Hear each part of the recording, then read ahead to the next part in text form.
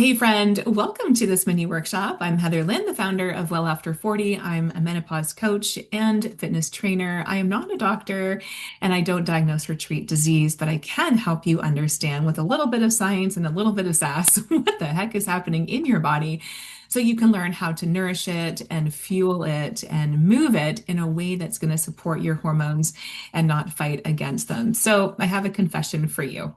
In this workshop, by the way, we're going to be talking about digestion after 40, what is going on with that, and why your body does not lie. I have a confession for you. The other night, my gut was doing flips and it felt very bubbly. And I've had this before, but this time I decided to dig a little bit deeper into what the heck is going on, as opposed to just saying, oh, it's probably food, which it was. I ended up sleeping in the other room so I wouldn't wake up my wife. And in the morning, my face felt puffy. I actually went into my stories on Instagram and I showed my puffy face, and I was just brutally honest about the fact that just because I'm a coach and, all these things doesn't mean that I am immune to having things happen in my body. So I don't drink alcohol. The meal was not crazy. And if I told you what I ate, you would think, well, it wasn't really that bad. But it was like total digestive drama. Like my gut was just on fire for hours, hours. And if you've ever thought about, like, why is this bothering me now? And it didn't before in relation to food and stomach upset, this is for you. So your body is not being a drama queen, okay? Your body does not lie, though. It is communicating. And the better we can understand what our body is saying, the better we can figure out how to fix it or how to avoid those things in the first place. So I kind of joked around and I said, your body is communicating like a toddler who doesn't know how to use words yet.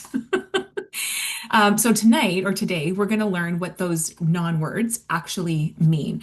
So I want to share with you, like, why does our digestion change in our 40s? And there are a few simple things that I learned because I'm learning along with you, just because I am a menopause coach, fitness trainer, like we don't learn all of this stuff along the way. There's certain things that I learned in fitness training, certain things that I learned in nutrition, certain things that I learned as a menopause coach, but it's impossible to learn everything. And so while I did know some of these things and I knew that what I was experiencing was food related, I didn't really understand the terms and why it was and the combination. So we're going to learn that today. So some of the shifts we have in perimenopause are stomach acid, which helps us break down food. It actually decreases. So if you're taking notes, this is an interesting one. Our stomach acid decreases. Our digestion, it slows down. So if you're feeling like things are sitting around in your stomach for longer, you're not imagining it. It is. Our digestion does slow down.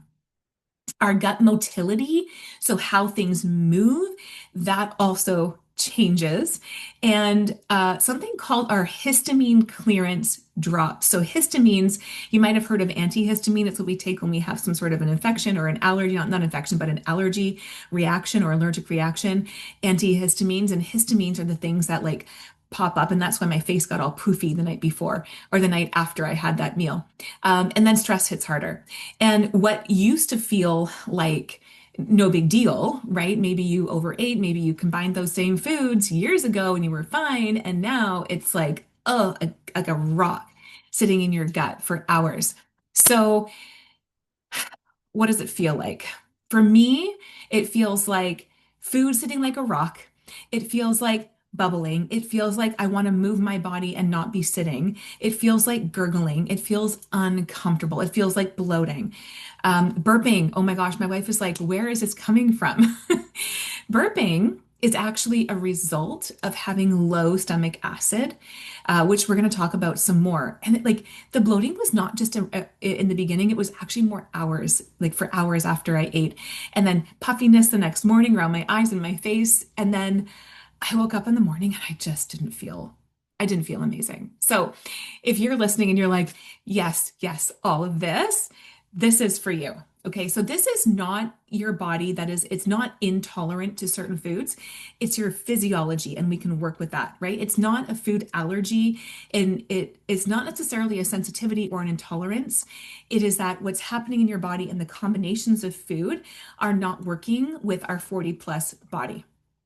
So let's talk about stomach acid because this was like a big aha moment. And if you've been following me for a while, you know I love these big aha moments. Stomach acid, think of it as our digestive superhero. And when our acid levels drop, our food doesn't break down well, especially protein and fats.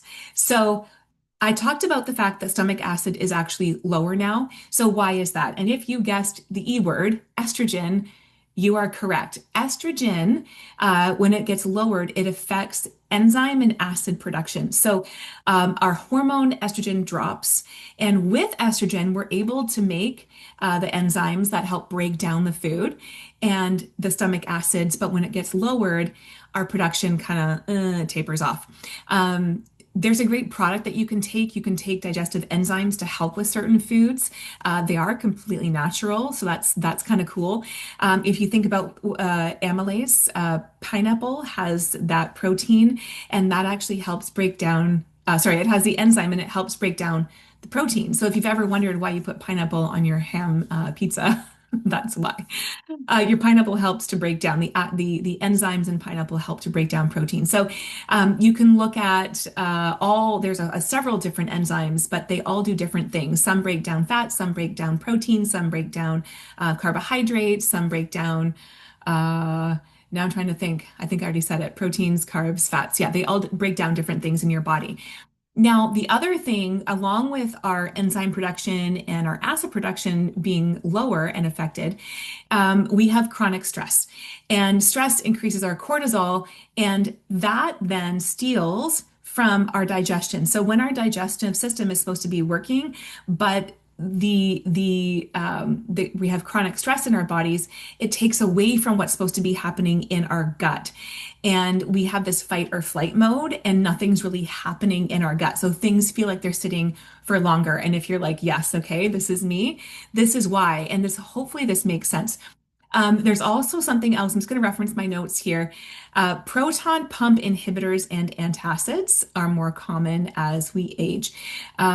So this is like, if you've ever seen like Rolaids, Tums, it's always usually like old people or like middle-aged men who are eating spicy chicken wings or a spicy burger and they're taking antacids. If people will start taking those things, but we actually do want to increase our stomach acid. So these things are not great for us. So thinking about the main reason our stomach acid is lower now, estrogen affects it, and then our chronic stress levels. When our stomach acid is low, what does it feel like? Burping. That's my personal symptom. I know TMI maybe, but we're all women here and we're going to talk about it. It might feel like early fullness. For me, it feels like I'm eating and no more food wants to go down. It also might feel like nausea, but you're not sick. And you might also feel like your protein is feeling heavy. When normally, if you're eating protein, you should actually feel good about eating protein and it should sit well. But if it's feeling weird, that might be a sign of low stomach acid. And then heartburn after acid blocking meds. So if you've been taking Tums or Pepto or Gastrivol. I'm trying to think of what they all are. Rolaids, all of those ones. If you feel heartburn after that, that means you've got some low stomach acid going on. So how do we support that? Number one thing, and if you're taking notes, this is a good one to take notes on. Number one, protein first. It signals proper acid release. Having protein in your body first tells your body, okay, we're going to release the protein, the acids and the enzymes to help break everything down. That's what we want. So instead of eating, let's say, a piece of pizza first, eat the chicken breast first, if that makes sense. Not that you would have those things together, but I actually just did that last night. We were out with some friends, and some we had some shared items. But then I got myself a chicken breast with carrot and mushroom and potato. And so proper order would be eating the chicken breast first and then have the carbs after. But that signals that acid and the enzyme release. Then, what did your mom always say? Chew your food.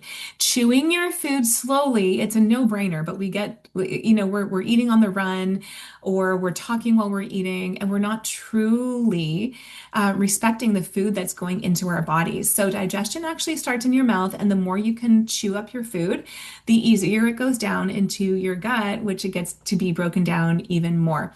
Now, this one is something that you might want to add. It's very cost effective and you can buy it at pretty much any store, and it's apple cider vinegar. If you have a big protein meal and you're already having digestive issues, this one is going to be for you. Take 1 teaspoon of apple cider vinegar in a cup of water, if you can tolerate it. So this may not feel good for you, but if you can tolerate it and you're struggling, see how it works for you and see if that's something that you might want to add to your routine when you're struggling and when you're having those higher protein meals. The other thing is let's not chug. I always have my water bottle. Like, what did we do in the 80s and 90s when we didn't walk around with water bottles? We're not going to chug our water during meals, just small sips if we need them and let our stomach do the work. The other thing, I think that, I've heard a lot of things that, might sound woo-woo to you, if you're not really woo-woo, and that's okay. But how you feel, your stress level, and how you're feeling when you eat really does matter in terms of digestion.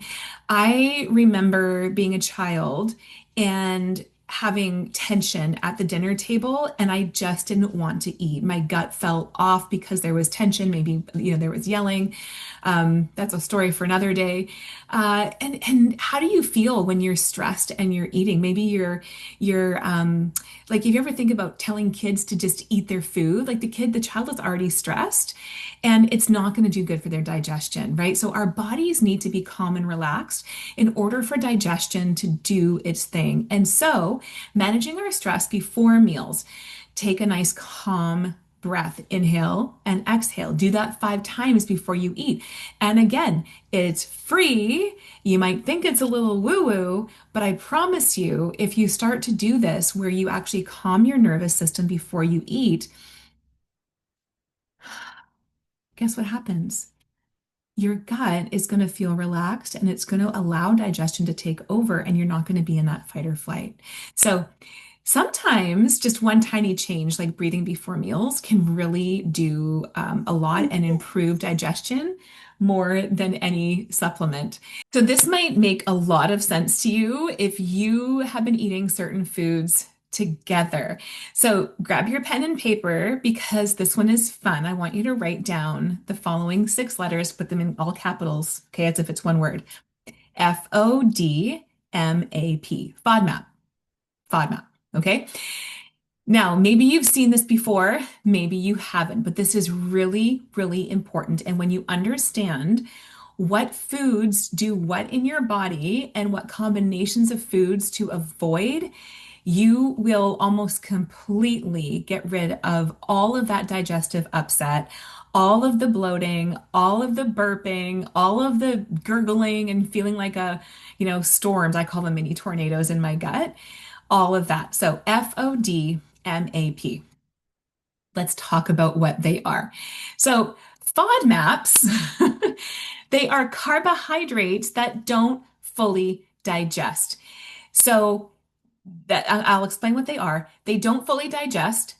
Bacteria in your gut ferment them, and then we end up with gas, bloating, and what I call tornado belly. So they are carbohydrates that do not fully digest in the body.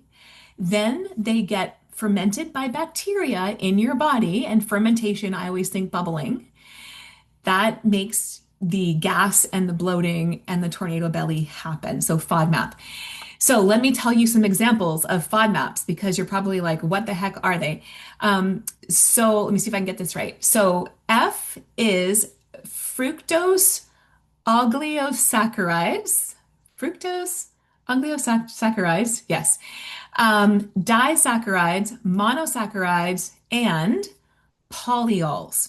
So you're like, what the heck are all these things? They are short chain carbohydrates that don't fully digest. So we could call them FODMAPs for obvious reasons.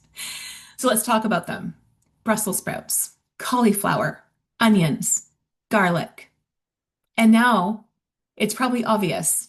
You're going, oh my goodness, I've had those symptoms when I was eating onions or garlic, or you've noticed that it's Brussels sprouts. The other night, it's funny, the meal that I had before my major my big, like, what the heck is going on, was actually Brussels sprouts with bacon, with maple syrup, which is fructose, and a high fat, which is the bacon, and it had some sort of a sauce on it too. Like perfect storm, imperfect, but perfect storm of this FODMAP business. So Brussels sprouts, cauliflower, onions, garlic, wheat buns, wheat, things like buns or Yorkshire pudding, which is what I also had that night. Oh my gosh. It's like when I read this afterwards, I was like, oh, Heather, should have known that, you know?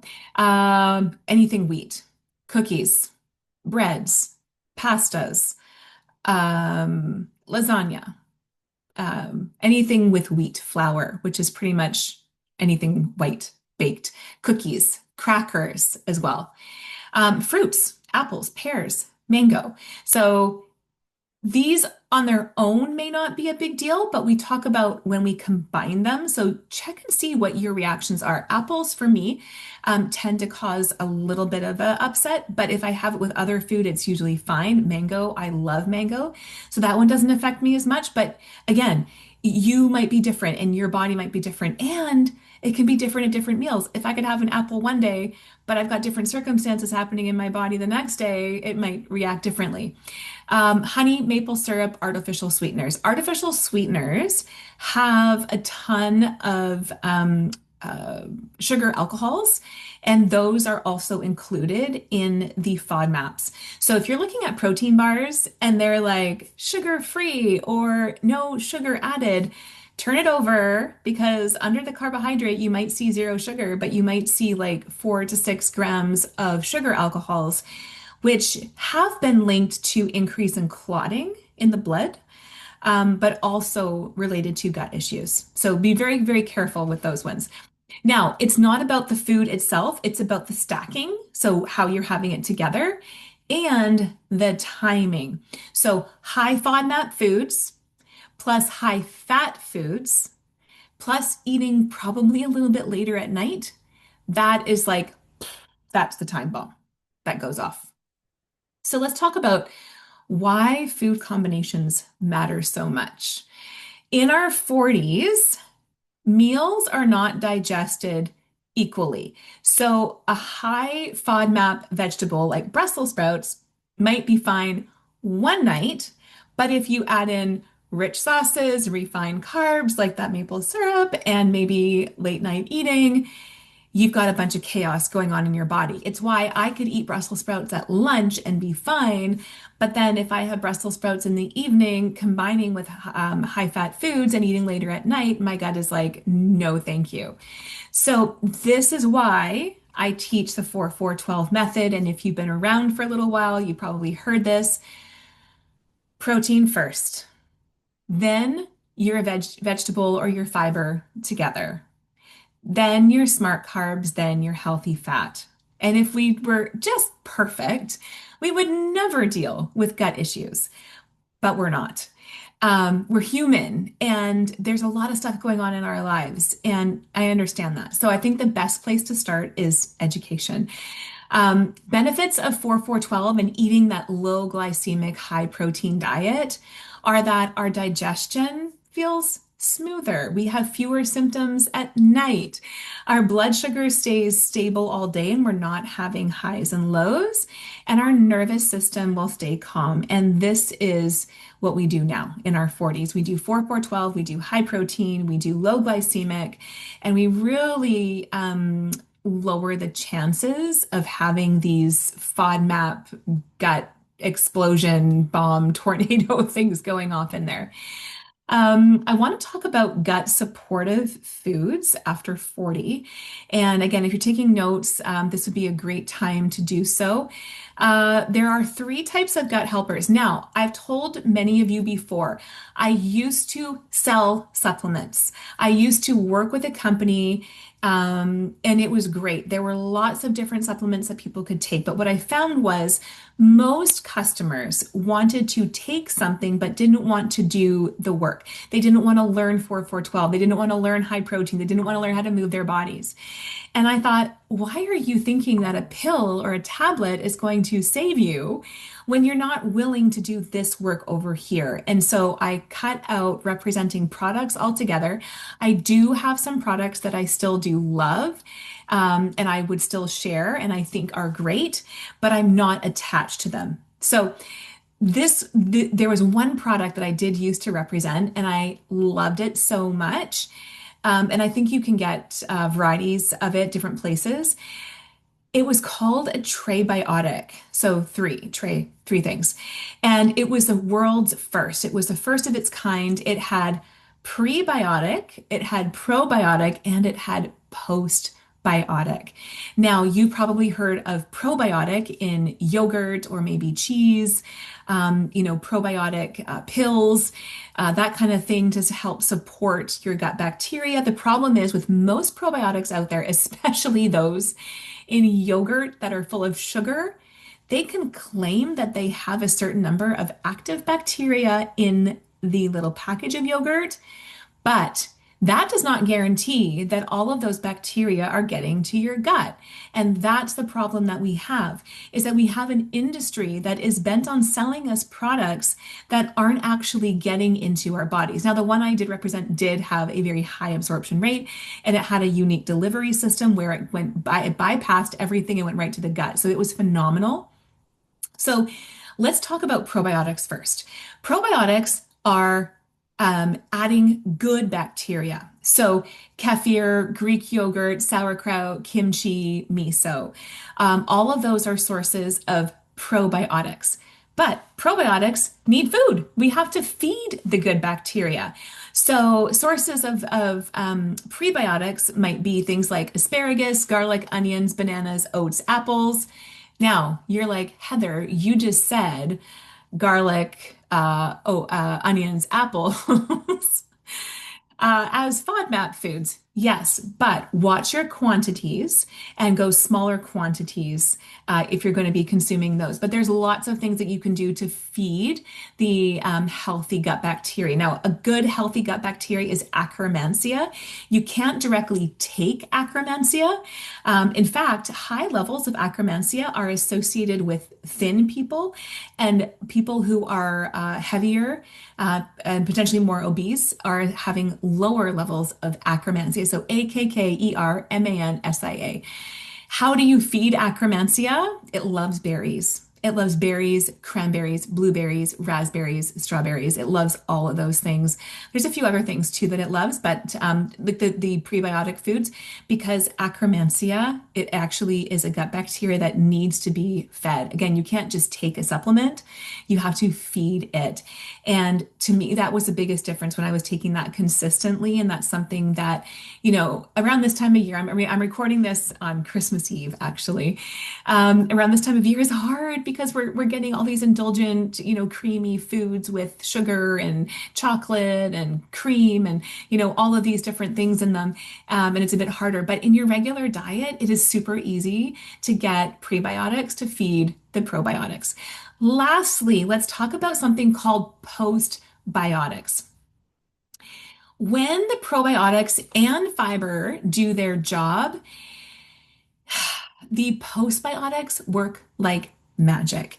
They are healing compounds that are produced by probiotics. So as long as you have enough probiotics and enough fiber in your body, you will have these healing compounds. Now, this is really good for your lower digestive tract and your colon. So your whole digestive system does benefit from these healthy gut bacteria, but in particular, postbiotics are the newest researched, and they support immunity, which begins in the gut. They reduce inflammation and they help improve sleep. So, again, you can take a product that has all three, or you can work together with your food and your nutrition plan, which I personally am a big fan of. You don't need special pills for these things, you need familiar foods paired better. I hope this is making sense to you. I know it's a little bit long, but I'm almost done. And I think this is such a fascinating topic, especially for those of us who got into our 40s and we're like, what the heck is happening with my gut? So let's talk about going to a restaurant, because my big mistake, and I'm going to tell you exactly what I ate that night when my gut did its crazy thing. My wife and I ordered the Brussels sprouts at Match, which is the restaurant inside the casino here in Langley. And the owner manager, the last time we were there, he had said, "Oh, you have to have the Brussels sprouts. They're special on the menu. You know, they're comparable with the best ones out there." And we love Brussels sprouts, right? So we get them, and they're loaded with bacon. They're loaded with some sort of a cream sauce, and they're loaded with maple syrup. So now, from everything that I've already told you, you can see the problem. And it was later at night. So that was the one thing. And then the other thing that I ordered, so we shared an order of that, thank goodness, because if I would have had the whole thing myself, it would have been even more devastating. The second thing that I had was something that they called a giant Yorkie Christmas, I don't know, turkey dinner burrito. I don't know. It wasn't turkey, it was beef. It was some sort of a Yorkshire pudding burrito. And they had taken the Yorkshire pudding batter, but made it into a burrito and taken the shaved beef and horseradish, and they put tater tots in there for some reason, which I didn't realize. I think some cranberry, and they'd rolled it up. Now, it was okay. It was not my most favorite thing ever. And in fact, I didn't actually eat the whole thing because already I started to feel from the Brussels sprouts like the food didn't want to go down. I already was feeling a little bit ugh in my stomach, and so I stopped at about half of the meal. But now you can see I had high FODMAP foods. They were also high in sugar, and there was fat, and it was later at night. So all of those things together created the perfect storm in a bad way. So how do we go out to eat and still enjoy, one sec. How do we go out to eat and still enjoy our food and not feel like we're just getting the green salad plain? Um, what you can do is you can choose one thing that you want to indulge on. Maybe it's a starch, or it's a sauce, or it's a high FODMAP veg like Brussels sprouts, or it's a dessert or alcohol. Now, I don't drink alcohol. For me, I love dessert, but that night, guess what? I didn't even have dessert because I already felt really horrible in my stomach. And no amount of movement at that point was even going to help me. So choose one: starch, sauce, a high FODMAP veg, or dessert, alcohol, not all of the above. Okay. Here's what we want to avoid. We want to avoid high fat, high FODMAP, and late, which we've already talked about. We want to avoid multiple sauces, bread, and rich sides together. That's fat and carb together. Worst combination. We want to also avoid eating your biggest meal of the day after 7 p.m. Now, my wife and her mom are going out for dinner tonight for Christmas Eve, and we're going out at 6:30, and we're going to a Greek restaurant. So what am I going to do? I'm going to check the menu first. I'm going to decide what I want to eat. I'm going to stay away from breads tonight, and I'm going to stay away from any onions or garlic, which is hard to do with Greek food. But I'm going to choose something that's high protein and vegetable because I know that we're eating after probably 7 o'clock. So what you pair and when you eat actually matters more than just what you eat, right? So what you put together and when matters more than the what. And that is a really important rule to follow. Okay, recovery, recovery. This is going to be the last little bit here. I know it's longer, but if this has helped you in the least, like, please share this with somebody who has digestive issues or is wondering what's happened to their gut after 40. I love sharing this stuff with you. So, recovery after a puffy night. The first thing I did after I woke up that morning and realized, oh, first of all, the night sleep was horrible. I went for a walk and I had water and electrolytes to help flush out any of the additional water weight that was gained with the carbohydrates. We're not punishing, so we're hydrating. We're following protein and vegetable, easy veg the next day, gentle movement. And then we're going to pay attention to having lower histamine food. So no leftovers that are probably high in, you know, casserole type things with gravies and sauces, and no aged cheese. So we're going to stay away from that. We are going to make sure we go to bed at a proper time and we support our nervous system. So whether it's walking, yoga, breathing, and then take some magnesium before you go to bed that night. So listening to your body, because our bodies communicate, they don't lie. Listening to your body and acting on that is so much better than feeling guilty or shaming yourself for a bad food decision. Okay. Now, that was a lot. If you learned something, wherever you're watching this, please comment what you learned. Please share this video with somebody who wants to understand what the heck FODMAP is, or why their tummy has been gurgling, or why it happens when they go out to eat versus eating at home. It should all make a lot of sense now. I want you to walk away knowing that your body is not unpredictable. It is telling the truth. It's literally speaking to you if we listen. Now, it's the time of year where we see lots of commercials, for Gaviscon, that's the one, and Pepto and Rolaids and Tums to help quiet our bodies. It's like your toddler is telling you something and you're saying, shh, don't want to hear it, right? Listen to your body, know what's going on in your body now, and prepare before your meal so you can avoid that icky feeling. In the comments, put what symptom resonated most with you, like what have you experienced, and maybe share what change will you try first. So share this one. This one was good. So thankful to have you here. Thanks for watching. We'll see you soon.